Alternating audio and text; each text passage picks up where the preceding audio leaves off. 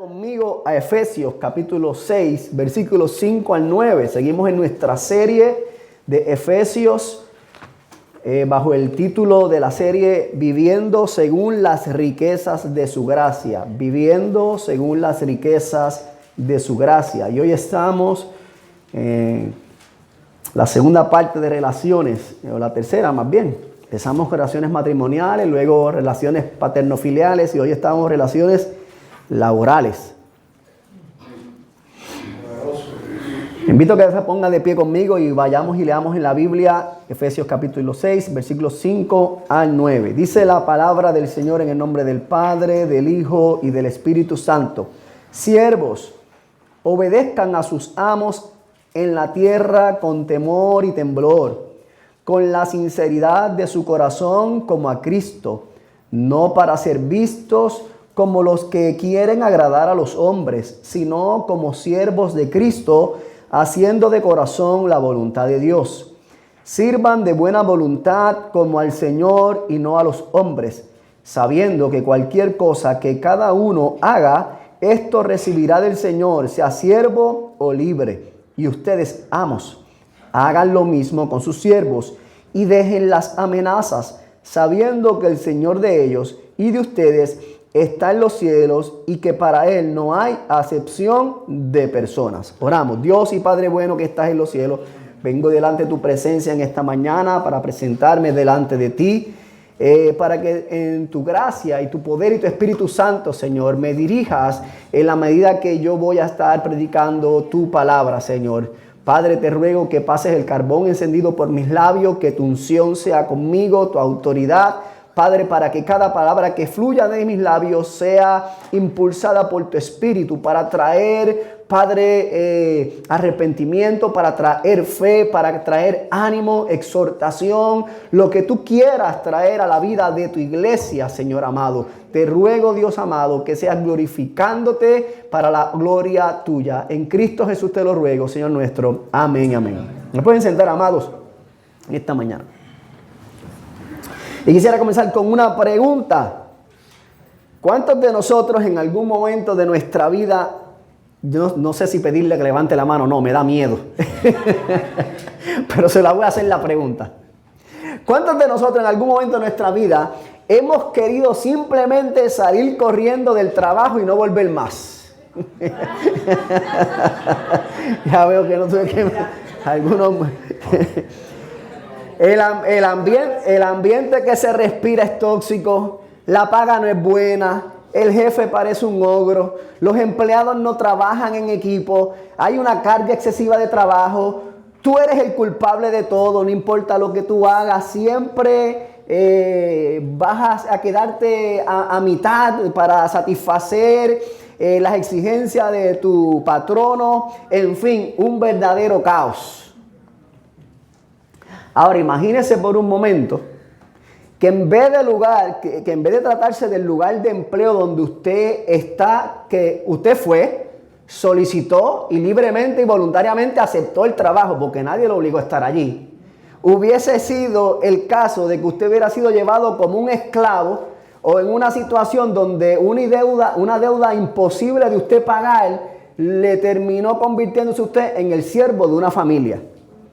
Y este es el caso en que muchos de estos hermanos creyentes de Éfeso se encontraban. O sea, ellos no estaban allí porque querían, voluntariamente habían solicitado, habían entregado un resumen y habían pasado una entrevista, sino que simplemente eran esclavos porque era lo que le correspondía. Alguien lo decidió por ellos, otros simplemente no podían pagar sus deudas y terminaron siendo siervos de una familia. Y es en este contexto que Pablo le escribe a la iglesia de Éfeso, tanto a los siervos como a los amos. Y mira, lo interesante es que Pablo no toma estas realidades de la vida para fomentar la queja, para fomentar la rebelión, ni mucho menos la resignación. Más bien, Pablo lo que hace es que se vale del evangelio de Jesucristo como un principio regulador que transforma la manera en que los siervos y los amos deben relacionarse, mostrando que finalmente el señorío de Cristo alcanza las relaciones laborales más difíciles. Por eso Pablo, luego de haber dado instrucciones a los esposos y esposas, a los padres y a los hijos, ahora habla acerca de cómo deben conducirse los siervos y los amos. Recuerden que en ese tiempo los siervos eran parte de la familia en ese sentido.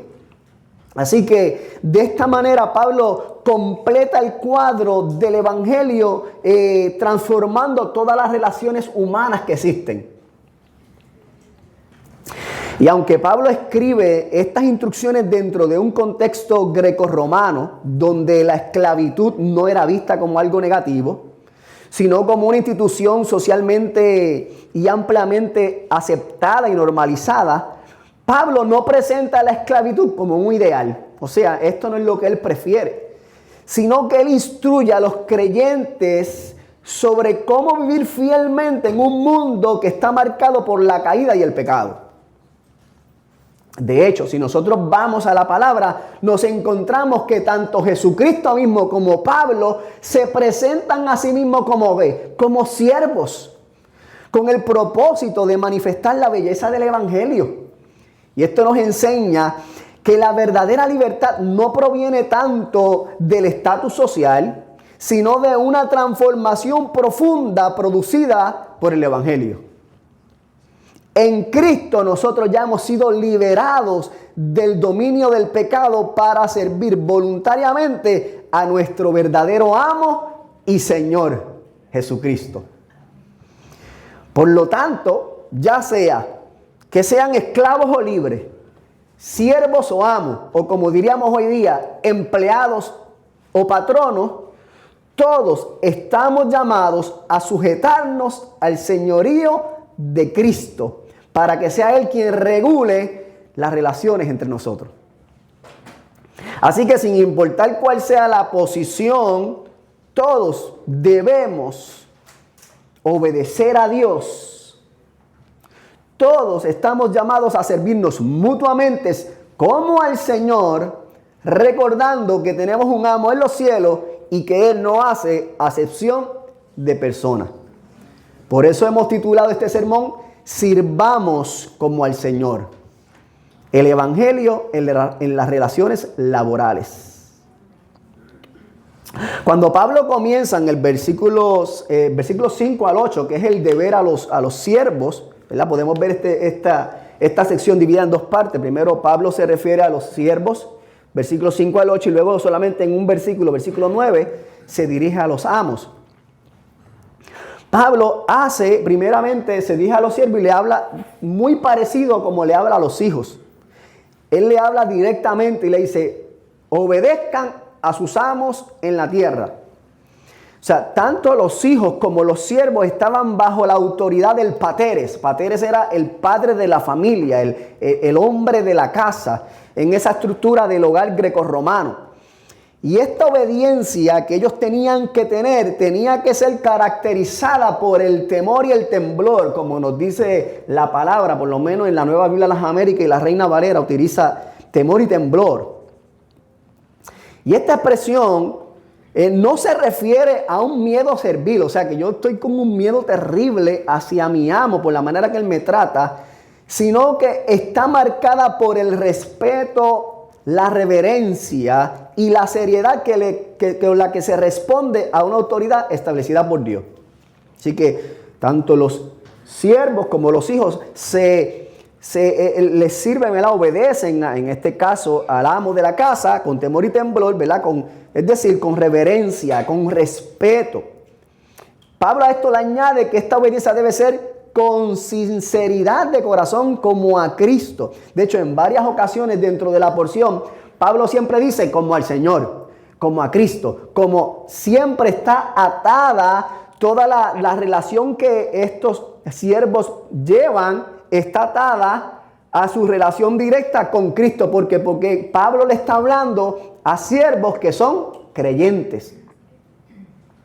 Pablo no está en este momento hablándole a gente que son inconversas. No, él está hablando con hombres y mujeres que eran siervos, que estaban en una posición de siervos, pero que eran creyentes. Su estatus social no había cambiado, pero sí su estatus celestial. Entonces, cuando ellos ahora obedecen a sus amos, lo están haciendo en última instancia en obediencia ¿a quién? A Cristo mismo. Ellos lo hacen porque ellos desean honrar al Señor. Ellos ahora como esclavos de Cristo, estos creyentes obedecen no de mala gana, no por resentimiento, sino con un corazón íntegro, consciente de que su verdadero Señor no es el amo terrenal, sino Cristo mismo. Por eso Pablo continúa su exhortación en el versículo 6 diciéndole: no para ser visto como los que quieren agradar a los hombres, sino como siervos de Cristo, haciendo de corazón la voluntad de Dios. Así que Pablo no solamente le dice qué es lo que tiene que hacer, sino le dice cómo y por qué hacerlo.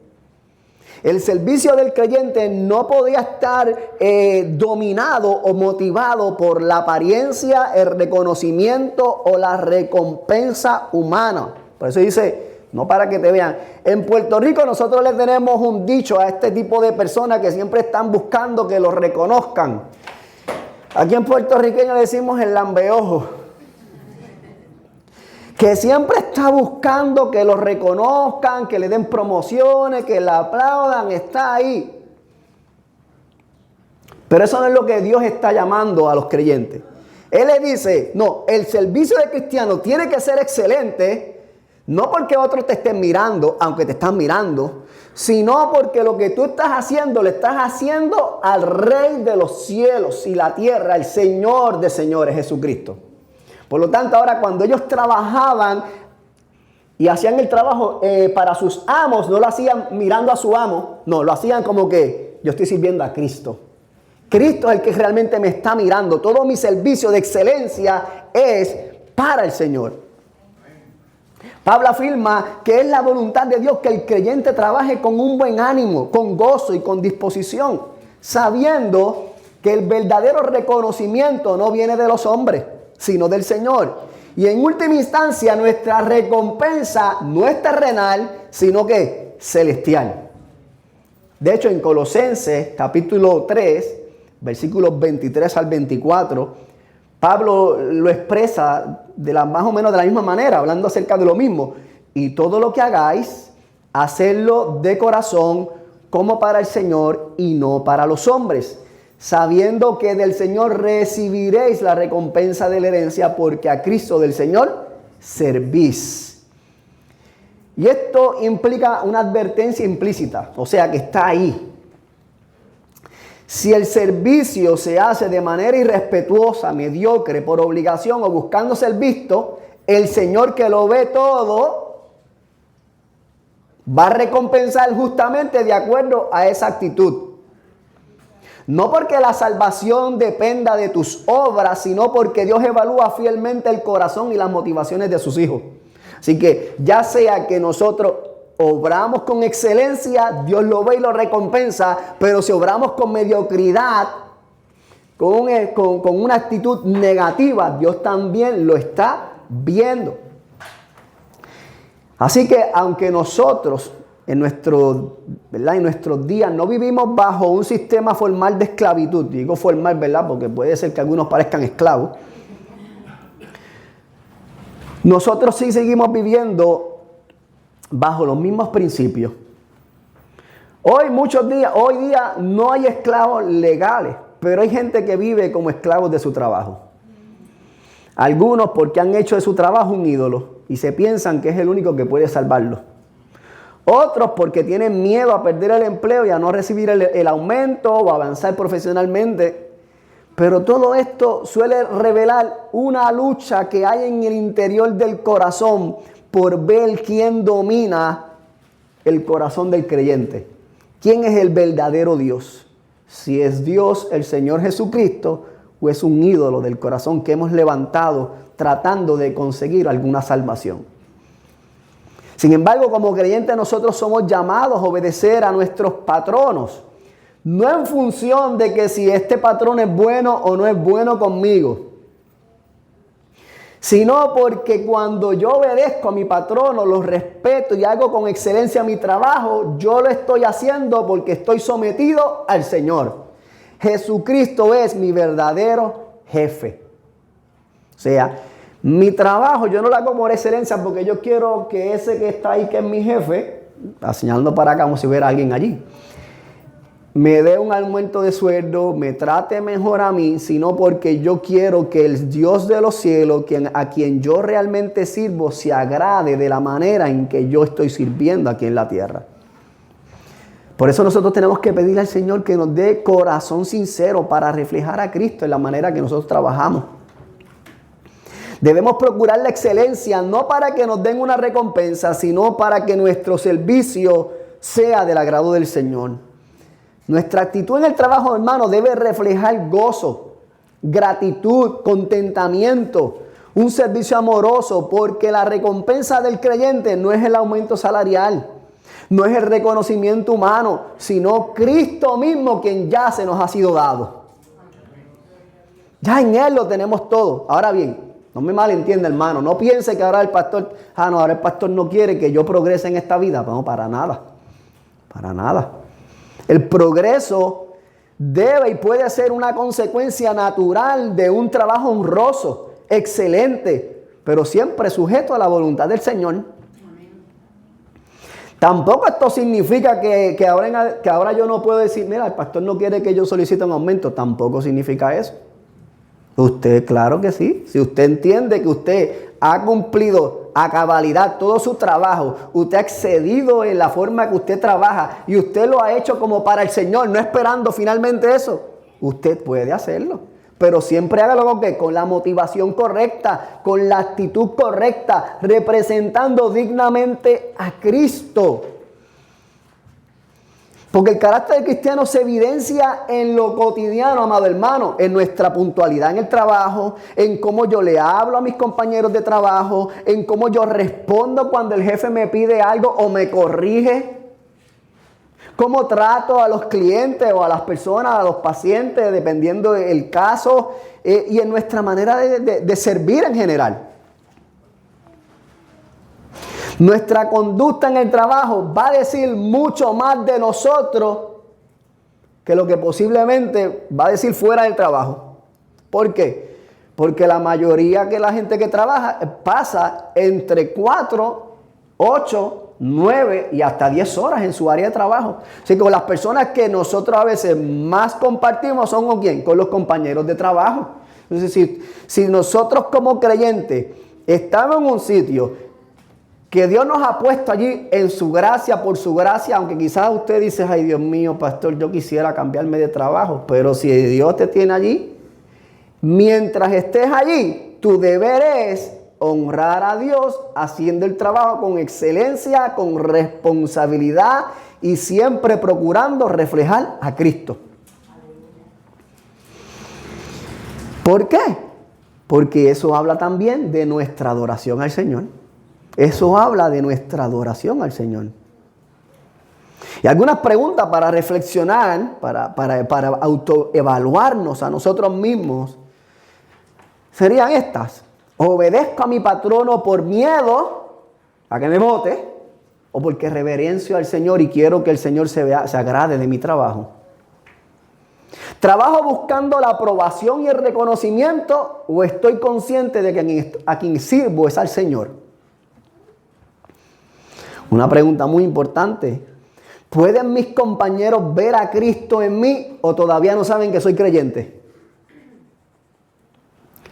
Porque como bien señala el teólogo John Stott, nosotros hemos sido liberados de la esclavitud de tener que agradar a los hombres para usar nuestra libertad para servir a Cristo. Y si nosotros usamos nuestra libertad para servir a Cristo, aunque quizás algunos hombres no se agraden, nosotros estamos agradando al Señor. Así que el Señor nos ayuda a reflejar a Cristo como empleados, ¿verdad? Aquellos que son empleados de una manera que glorifique al Señor, que mostremos el Evangelio al Señor. Pero Pablo no solamente le habla a los siervos, o en este caso a los empleados, aquellos que están del lado de empleador, o de empleado, perdón, sino que también en el versículo 9, él les habla el deber a los amos, en este caso a los patronos, supervisores, jefes, como usted quiera llamarle. Y luego de soltar a los siervos, Él le dice a los amos, de una manera corta pero confrontativa, en una sola oración, el deber de los amos. Y Él les deja claro que su responsabilidad no es solamente hacia los siervos, sino en última instancia hasta el Señor mismo. Recuerde que Él está hablando a familias creyentes. El hombre de la casa también es creyente, y la manera que este hombre, que es creyente, que tenía siervos bajo su autoridad, tenía entonces que tratarlos de una manera que reflejara a Cristo. Por eso Él le dice, y ustedes, amos, hagan lo mismo con ellos. Evidentemente, Pablo no le está llamando a los amos a obedecer a los siervos, no, sino a que ellos se relacionaran con ellos bajo los mismos principios que acababa de establecer. O sea, respeto, dignidad, integridad y una conciencia limpia delante del Señor. Los amos tenían un deber real para hacer sus siervos. Y en el contexto del mundo grecorromano, que es en el contexto que se da esta epístola a los Efesios, los siervos vivían dentro de la misma casa, o sea, de la misma propiedad del padre de familia. Ellos dependían de ellos para el sustento. O sea, su comida, su vestido, su protección, su cuidado. Por lo tanto, el trato de los amos que ellos daban a sus siervos debía reflejar responsabilidad, justicia y humanidad. Sin embargo, Pablo eleva aún más el estándar cuando le dice, mire, por favor, dejen las amenazas ya. Dejen a un lado las amenazas. Sabiendo que el Dios de ellos es el mismo de ustedes, está en los cielos.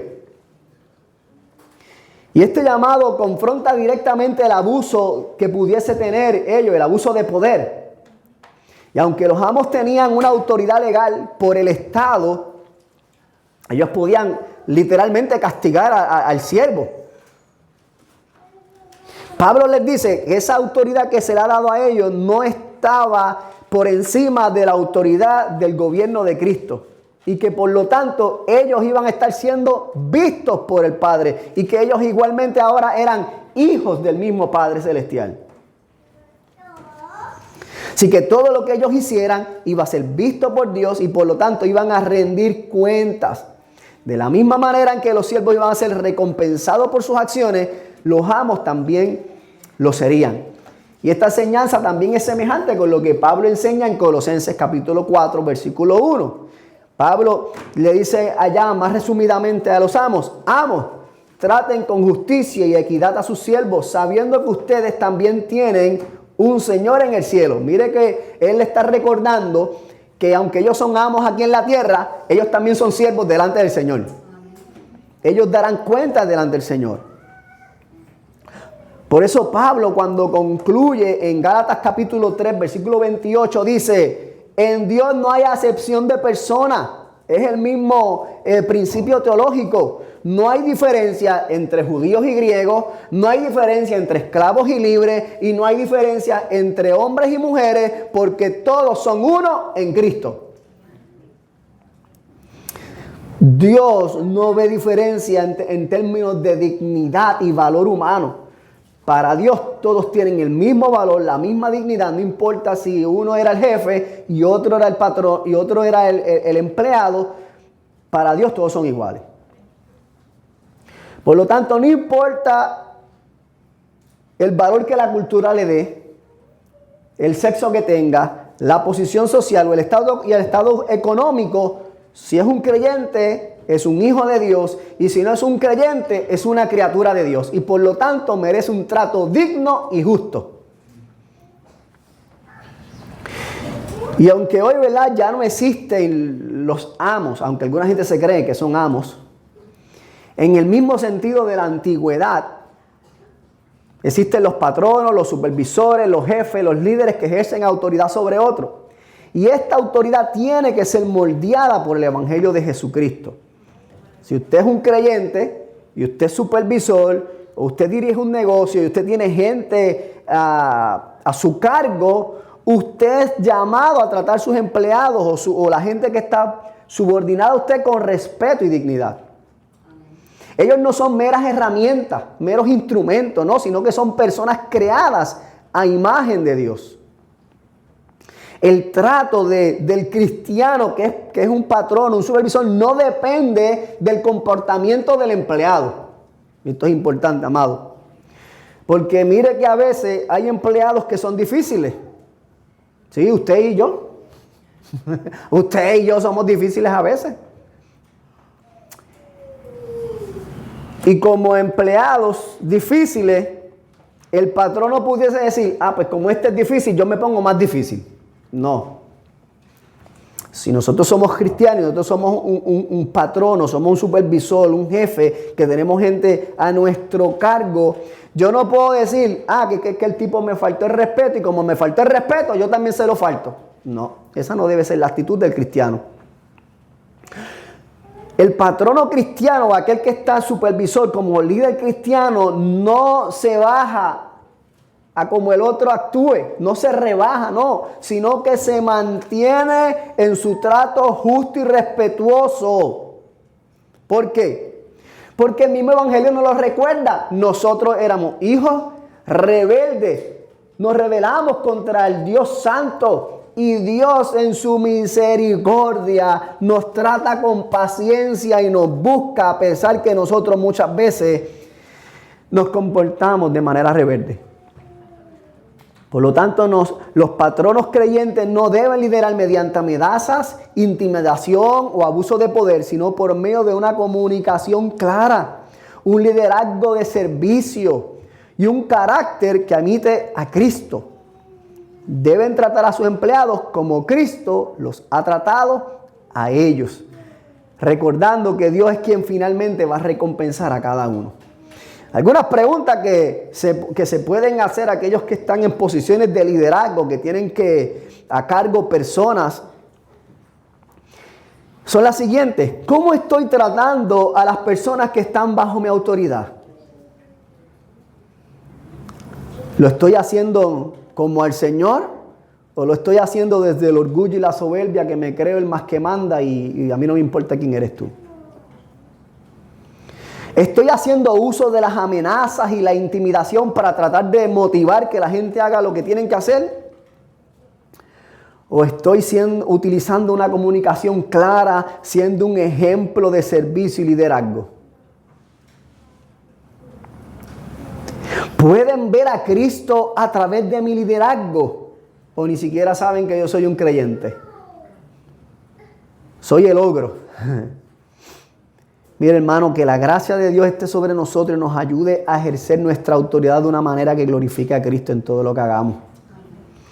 Hermano, porque mire, cuando nosotros evaluamos la manera en que muchas veces nos relacionamos dentro del marco del trabajo, nos percatamos que fallamos y que nos quedamos cortos frente al llamado que la palabra de Dios nos hace. Ni como empleados ni como patronos hemos vivido siempre a la altura del diseño de Dios. La buena noticia es que aquel que fue el siervo sufriente, aquel que siendo el rey del universo se hizo hombre, vino a cumplir perfectamente toda la responsabilidad que recaía sobre nosotros. Solo Jesucristo ha sido capaz de ser obediente hasta la muerte y muerte de cruz. Solo Él se ha sujetado perfectamente, obedeciendo al Padre en todo y sirviendo con humildad. Incluso, mire, a aquellos que lo negaron y lo traicionaron. Cristo no solamente es nuestro ejemplo perfecto, sino que también es nuestro Salvador. Él es quien cargó con nuestra desobediencia para darnos su justicia, de modo que en Él encontremos el perdón y la restauración y una vida nueva. Y es en Cristo que nosotros podemos refugiarnos y por medio de su obra redentora ver entonces cómo Él transforma la manera de nosotros vivir y relacionarnos en nuestro trabajo. Así que en la manera que nosotros ahora trabajamos no tiene que ver cómo es el ambiente de trabajo, no tiene que ver en cómo es mi jefe, no tiene que ver cómo es mi sueldo, no tiene que ver cómo son mis empleados, sino que tiene que ver con lo que Cristo ha hecho por mí, cómo Él me ha transformado. Él es mi modelo perfecto a seguir. Y aunque yo no pueda lograrlo a la perfección, yo sigo, como dice el apóstol Pablo, olvidando ciertamente lo que queda atrás. Y me echo hacia el frente tratando de alcanzar aquello que es Cristo mismo. Por lo tanto, hoy podemos tener la certeza que aunque nosotros hayamos fallado, podemos acercarnos con arrepentimiento y fe delante del Señor. Y aquel que es justo y bueno nos perdona y nos restaura. Hermano, tenemos que rendir todas las áreas de nuestra vida. El Señor no es el Señor de una parte de mi vida. El Señor es el Señor de toda mi vida. Y eso incluye mi matrimonio, incluye mi paternidad, incluye el área de mis relaciones laborales, igual que incluye las relaciones con mis vecinos, con mis amigos. Todas las áreas de mi vida están bajo el señorío de Cristo. Tenemos que rendirnos a Él y permitirle que sea su Espíritu Santo quien transforme nuestra manera de relacionarnos. Porque un día, amados hermanos, no solamente vamos a recibir una recompensa completa, sino que vamos a poder disfrutar plenamente de Cristo, quien es nuestro mayor tesoro. Y es bajo esa esperanza que nosotros vivimos en esta tierra. Vivimos sabiendo que hemos recibido una riqueza celestial que nadie nos puede arrebatar y que estamos esperando poder ver el cumplimiento final de esa promesa de que Cristo venga por su pueblo y podamos morar juntamente con Él. Señor y Padre bueno, vengo delante de tu presencia en esta mañana, Señor. He predicado tu palabra, Dios mío. Yo te ruego, Padre, que tú moldees, Señor, y que tú transformes la manera en que nosotros, Señor, hacemos nuestro trabajo, Dios mío. Padre, reconociendo que tú eres el Señor nuestro y que todo lo que hacemos lo hacemos como para ti. No importa cómo nos trate nuestro patrono, no importa si eres bueno o injusto con nosotros, Señor. Nosotros lo hacemos porque queremos traer gloria a tu nombre, Señor. Ayúdanos, Señor, aquellos que tenemos a cargo posiciones de liderazgo, Padre, a tratar con justicia, con equidad, Padre, con honra, aquellos a quienes tenemos bajo nuestra responsabilidad, Señor. Que podamos reflejar a Cristo en todo lo que hagamos, Señor, y que procuremos sobre todas las cosas, Dios mío, traer gloria y honra a ti, reconociendo, Señor, que nuestra recompensa solamente se encuentra en ti. Por Cristo Jesús, hoy yo te lo pido, Señor nuestro. Amén y amén. Gracias por escuchar el pasado sermón. Somos la Iglesia Bíblica La Comunión, ubicados en la extensión Forest Hills en Bayamón. ¿Quieres conocer más de nosotros? Búscanos a través de las redes sociales. Estamos en Facebook, Instagram y en YouTube, donde te puedes suscribir y darle a la campanita para que te lleguen las notificaciones de cuando subamos contenido. Además, a través de la web en www.iglesiabiblicalacomunion.com, porque la Iglesia Bíblica La Comunión somos un lugar para ti.